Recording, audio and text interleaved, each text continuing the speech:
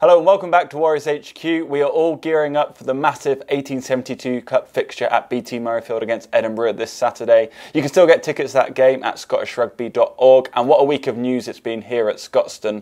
As promised, we have announced a signing every single day and we will keep doing so until Sunday. On Monday we announced that Sam Johnson committed his future to the club. On Tuesday it was George Horne, yesterday it was Adam Hastings, and today it was hooker Grant Stewart.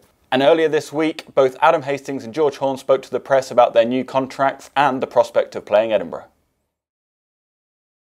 Really enjoyed the last couple of years at the club, and yeah, just absolutely delighted to be continuing for the next 2 years. Absolutely thrilled. You know, we've got a really good bunch of boys here.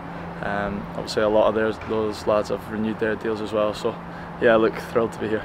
We've been going really well in the league with Glasgow, and in Europe we've put ourselves in a good spot, so yeah, that's pretty positive there. And then getting another couple of caps in the autumn was a massively big thing for me, so yeah, it's been good so far. Last year I'd hoped to play a bit more, and unfortunately, you know, for whatever reason didn't, but yeah, no, look, I think that might help me in a way, just being able to sit back and kind of settle into this club and just the way they play. And yeah, look, this year is flown by already, but I'm thoroughly enjoying it at the moment and just hope I can continue. Adam's obviously been playing really well in the last 2 years, and yeah, we both have similar kind of styles of play. We like to keep the ball in hand and attack from all over the field, and Dave's obviously all for that as well, so yeah, it's suited us. But yeah, as I say, Adam's been playing awesome, so yeah, it's been good to play alongside him. I like playing with George. Yeah, he's a fantastic little player. He likes to run the ball as well, and I think we both have the same kind of mindset when it comes to playing the game. So and he runs those brilliant support lines, so quite often or not he's on the end of try, so no, he's class playing with. I like it. Edinburgh are a great team, especially at home. They don't lose a lot of games at Murrayfield. Their defence is outstanding, and now they're holding on to the ball really well and scoring a lot of great tries. So yeah, you can't say that we should have won, because yeah, they've deserved a lot of those victories, but like I said earlier, we've not been happy with the performances we've probably put in the last few years, and we'll hope to try and rectify that over the next couple of weeks. We've looked at it as a possible 10 points to take out of this game, and we want all 10. So yeah, definitely, revenge is on our hands, hopefully. Take a look as the whole squad were in a festive spirit earlier this week, and they took part in a festive Jingle Bells gym session.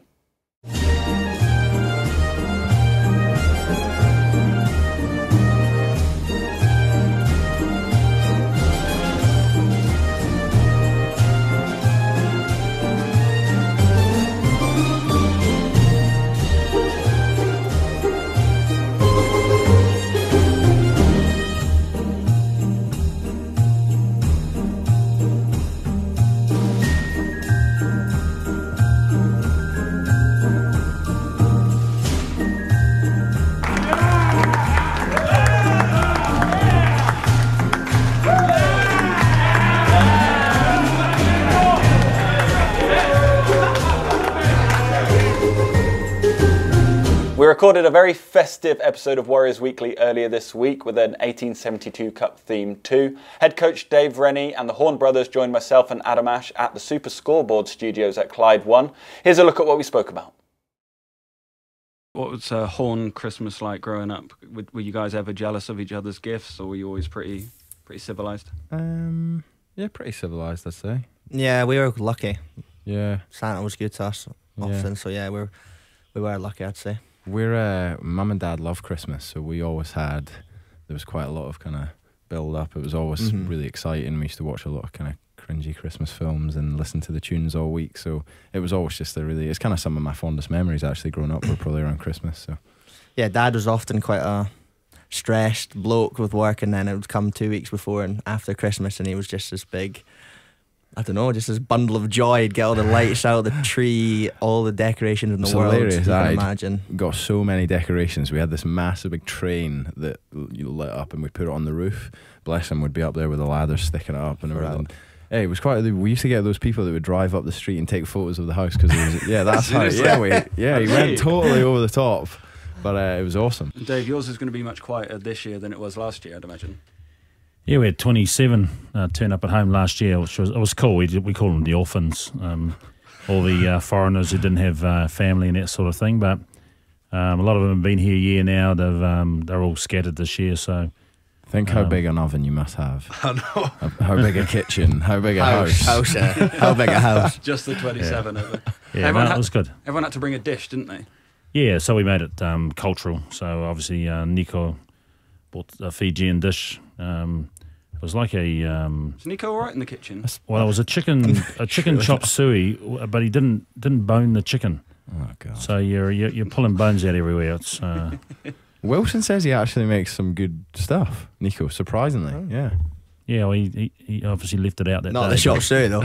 But no, we had some great meals. A lot of the Tongan boys were there, and we had a lot of fantastic dishes, and far too much food. But we're all scattered this year, so get off a bit lighter, and so we're going to spend have a couple of beers at the Humphreys place the night before, and then we'll have a quiet day, a little bit of eating, and on Skype catching up with all the family back at home. You can download that podcast on Apple Podcasts and Acast as usual, or every other podcast platform, or you can watch the full recording on our YouTube channel now. As the 1872 Cup draws ever closer, Adam Ashe and Scott Cummings travelled to the Kelpies to preview the game. Really looking forward to it. Always a big occasion. I know that all the playing group really look forward to this time of year. Always exciting, always really tough physical games. So yeah, looking forward to getting out there. It'll be nice to run out at BT Murrayfield in front of a large crowd. Yeah, it'll be awesome. Fingers crossed for a massive crowd, and always a special place to play. So looking forward to it. I watched the last game from the stand last year, so hopefully it'll be nice to get out there. Games only come around this time of year, the sort of Edinburgh games, and they're really sort of big games in the calendar, and everyone knows that they're going to be some of the hardest games, because we know that Edinburgh always sort of raise their game big time when it come against us. So, we're really excited for them. What are you expecting from Edinburgh?